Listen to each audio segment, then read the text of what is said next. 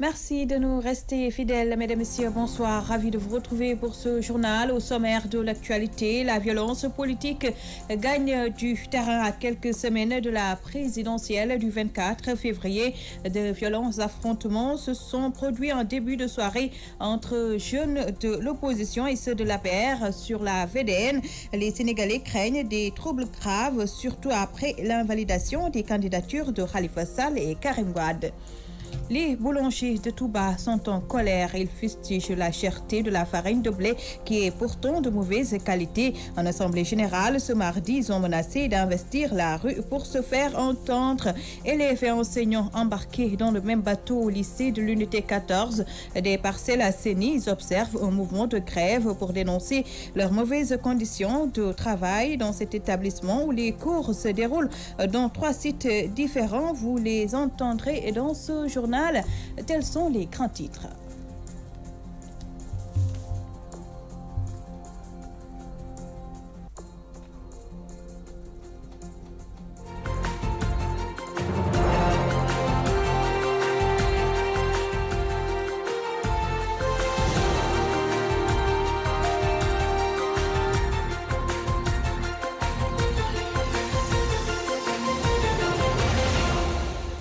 Merci de vous joindre à nous. La violence policière s'installe progressivement à quelques semaines de la présidentielle. Après les violences de lundi à la permanence de Tahaou Sénégal, des affrontements ont été signalés en début de soirée sur la VDN entre les jeunes de l'opposition et ceux de l'APR. Justement, l'invalidation de la candidature de Karim Wade et de Khalifa Sall ne sera pas sans conséquence pour le pays. Elle peut même être source de troubles, c'est du moins la conviction de nombreux Sénégalais, même si certains estiment que c'est le taux de participation à la prochaine présidentielle qui risque d'en pâtir. Quelques réactions dans ce Vox Pop réalisé par Mamou Gassama.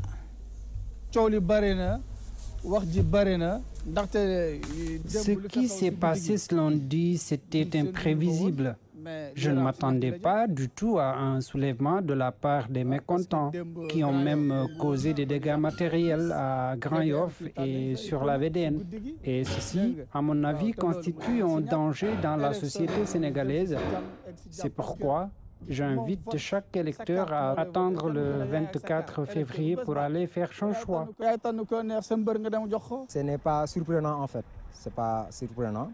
C'est quelque chose de très prévisible. En tout cas, à notre niveau, on avait prévu cela.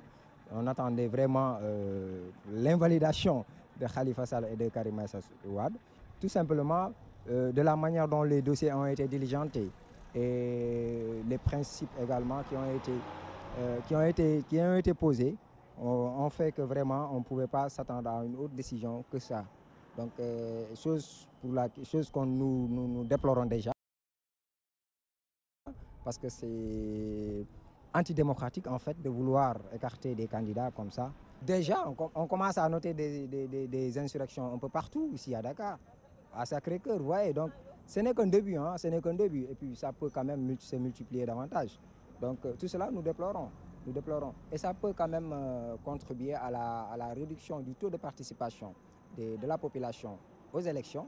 J'appelle vraiment la population, les leaders politiques surtout, à la sérénité et au responsabilisme. Nous appelons tout le temps à la justice de faire son rôle, de vraiment d'être en équidistance de tous les candidats, mais de toutes les couches de la population sénégalaise, que ce soit les candidats, en tout cas de tout ce qui peut. La justice, c'est l'équilibre en fait. Ça va baisser le poids électoral, ça c'est clair.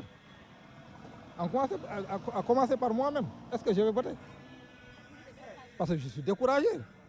Je sais que les 60% des Sénégalais sont découragés. Il faut qu'il y ait un fair play, ça veut dire qu'il faut qu'ils laissent les candidats. Il faut qu'ils laissent les candidats se présenter. Parce que les vrais candidats sont éliminés. Selon moi. Signalons pour être tout à fait complet que 3 jeunes khalifistes sont actuellement entre les mains de la justice suite aux affrontements de lundi entre forces de l'ordre et partisans de l'ancien maire de Dakar. Par ailleurs, le Front des 25 candidats de l'opposition a annoncé ce mardi sa ferme volonté de faire face à Macky Sall, non sans dénoncer l'invalidation des candidatures de Khalifa Sall et Karim Wade.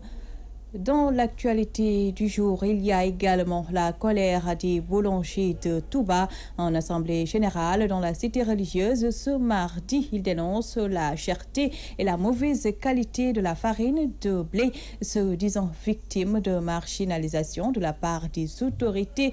Ils promettent de descendre dans la rue pour se faire entendre. Mamadou Martarsar pour plus de détails. Les boulangers de Touba ont tenu une assemblée générale pour dénoncer la cherté et la mauvaise qualité de la farine. La Fédération nationale des boulangers du Sénégal se réunit aujourd'hui à Touba pour informer l'opinion publique de nombreuses difficultés dont souffre le secteur, notamment la cherté du prix et la mauvaise qualité de la farine. Et sinon, si on ne prend pas des mesures immédiate, nous risquons d'aller tous en faillite. C'est pourquoi nous interpellons l'État à entamer des négociations immédiates avec les meuniers pour que le prix de la farine puisse connaître une baisse ou bien de revoir le prix du pain pour que nous puissions vendre la baguette à 200 francs au lieu de 150 francs. Ces boulangers qui se sentent marginalisés réclament beaucoup plus de considération de la part des pouvoirs publics. Nous réclamons aussi de considération de la part de l'État et des meuniers. Nous avons même l'impression que nous sommes entre le marteau et l'enclume. Nous constatons aussi que l'État protège plus les meuniers au détriment des boulangers. Parce que l'État et les meuniers ne nous ont jamais associés à aucune négociation ou décision prise et c'est nous qui en subissons les conséquences. Pourtant, avec un chiffre d'affaires annuel de 600 milliards de francs CFA. C'est pourquoi nous privilégions le dialogue, mais l'État doit réagir le plus tôt possible. Sinon, d'ici quelque temps, toutes les boulangeries du Sénégal se risqueront d'être fermées et beaucoup d'employés se retrouveront dans les rues. Au terme de cette rencontre, ces boulangers de Touba qui exigent une réaction des autorités menacent de descendre dans la rue. Une rencontre nationale est prévue dans les prochains jours pour mettre sur pied un plan d'action. Touba Mbaké, Mamadou Martarsar pour la radio-télé. Pénurie de sang au district sanitaire de Kédougou. Faute de donateurs, les patients ont souvent du mal à trouver du sang. Pire, les quelques rares poches collectées sont gardées dans des frigos. La banque étant en panne depuis plusieurs mois. On va y revenir avec Soli Bourama Dabo. Toujours dans l'actualité, mouvement d'humeur au lycée de l'unité 14 des Parcelles Assainies. Enseignants et élèves sont en grève pour exiger de meilleures conditions de travail. Selon eux, les apprentissages se déroulent dans 3 sites différents, ce qui impacte lourdement sur le quantum horaire. Leur porte-parole, Boun Omar Sissi, explique au micro de Théodore Semedo. Avec l'événement de M. Abdoulaye Wade, quand Macky Sall est venu au pouvoir, ils ont détecté et ils ont demandé à construire un lycée d'excellence aux Parcelles Assainies. C'est par la suite, de concert avec les professeurs, que nous sommes allés d'une correspondance à une autre, en passant par le maire des Parcelles Assainies, M. Khalifa Sall, à l'époque maire de Dakar, l'IA de Dakar avec Ngari Faye, le ministre de l'Éducation nationale, jusqu'à ce que nous arrivions à décrocher un rendez-vous avec le ministre de l'Éducation nationale. C'est pour dire que nous sommes sérieux dans ce que nous faisons. À la suite de ces réunions, avec toutes les autorités qui entourent l'éducation, monsieur le gouverneur de Dakar, le ministre de l'Éducation nationale, le directeur du DESCOS et l'ensemble des autorités, le préfet de Dakar, les sapeurs-pompiers et le collectif des professeurs ont piloté le chantier et nous sommes arrivés à décrocher une construction d'un lycée au Parcelles Assainies en délocalisant l'école élémentaire qui était là. Quand le chantier a démarré, c'était un problème de 8 mois. Le chef de chantier a signé lui-même devant les autorités qu'il a de l'argent liquide et il va construire le lycée en 8 mois. Aujourd'hui, nous sommes à notre 3e année. Nous faisons corps avec l'ensemble de nos élèves pour revendiquer quoi? Pour revendiquer les meilleures conditions de travail, différentes des conditions exécrables dans lesquelles nous sommes aujourd'hui. Notre proviseur n'est pas dans ce lycée-là parce qu'il n'a pas un bureau. Le censeur partage son bureau avec les surveillants. Les professeurs, les surveillants, une moitié des élèves sont dans la salle informelle. Mais mieux encore et plus grave, il n'y a pas aujourd'hui l'ombre d'un maçon dans ce lycée-là. Remous à l'université Gaston Berger de Saint-Louis. 8 mois après le décès tragique du jeune Fallou Sène, les étudiants ont décrété ce mardi 4 journées sans ticket. Ils protestent contre le retard noté dans l'octroi des bourses ce matin. Ils ont barré la route nationale avant de promettre de remettre ça ce mercredi. Les détails à suivre dans nos prochaines éditions avec notre correspondant à Saint-Louis, Gabriel Barbier. Vendre de l'eau en sachet est devenu une activité courante à Dakar. Toutefois, même si l'emballage rassurant et le prix inspirent confiance, des doutes subsistent quant à la qualité de la production. C'est un reportage de Mamradi Djerifal. Vendre de l'eau en sachet est devenu une activité commerciale courante, une chose qui pousse certains consommateurs à émettre des doutes sur la qualité de production. Je ne saurais dire avec certitude que cette eau-là est une eau de bonne qualité. J'ai vu un fabricant clandestin et d'ailleurs j'avais même voulu le dénoncer. Mais bon, comme c'est au Sénégal, avec le masla, vous ne parvenez pas souvent à vos fins. Donc je pense que ça doit être l'État qui doit veiller sur cela. Ce consommateur abonde dans le même sens. C'est à combattre. Et j'en appelle à l'État de prendre ses responsabilités. Parce qu'on est des consommateurs et on est des citoyens. Ce qui est regrettable aujourd'hui, c'est qu'on voit des multitudes de marques d'eau. Chaque matin, tu vois une nouvelle marque ou bien un nouveau nom de sachet d'eau. Chaque jour, tu le vois. Donc, c'est une chose.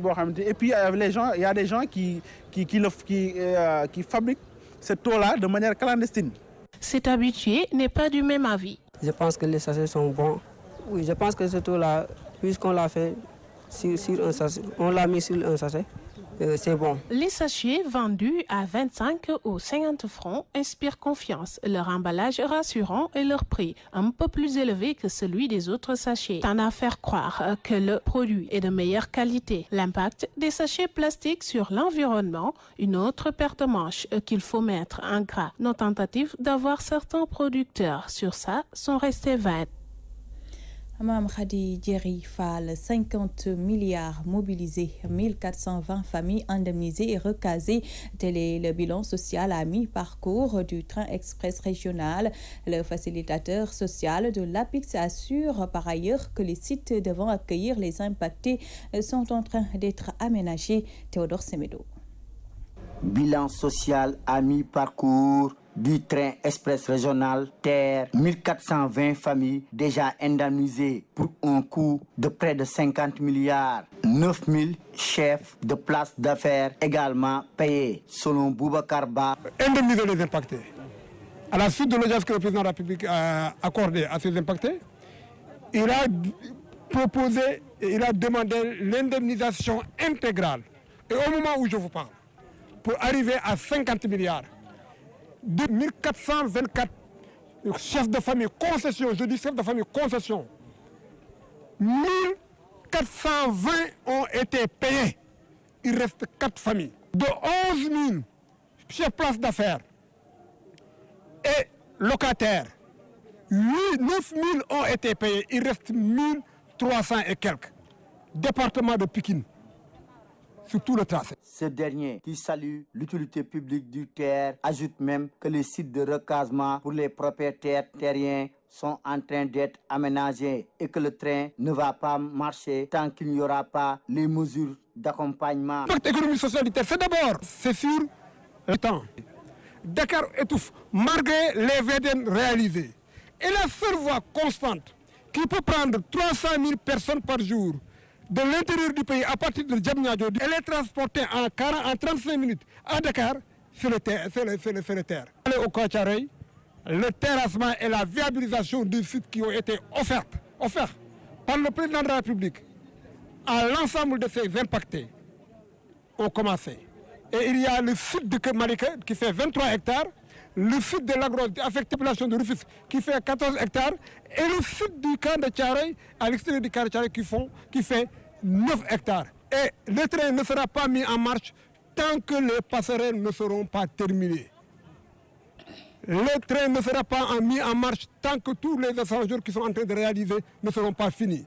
Et le volet assainissement, il y a une nouvelle étude d'impact complémentaire d'impact environnemental qui a été réalisée entre l'APIX et toutes les parties. Le coordonnateur des impactés du TER, qui se réjouit des efforts consentis par l'État pour le règlement de leurs problèmes, sollicite tout de même l'octroi d'emploi pour leurs familles dans ce projet. Nous sommes satisfaits. Ce qui reste, c'est le suivi. Les autres doléances des autres peuples restantes en paiement. Nous voulons qu'on nous prenne en compte pour les emplois. Mise en place par l'État pour la relance du transport ferroviaire et pour faciliter le déplacement des populations, le train express régional va coûter pour sa première phase presque 800 milliards de nos francs. Théodore Semedo, Pikine, Walfadjri. C'était le journal de 20h. Merci à vous de l'avoir suivi. Tout de suite, la 4e et dernière partie de l'édition du soir avec Aïcha Diadjarate. Très bonne soirée à tous.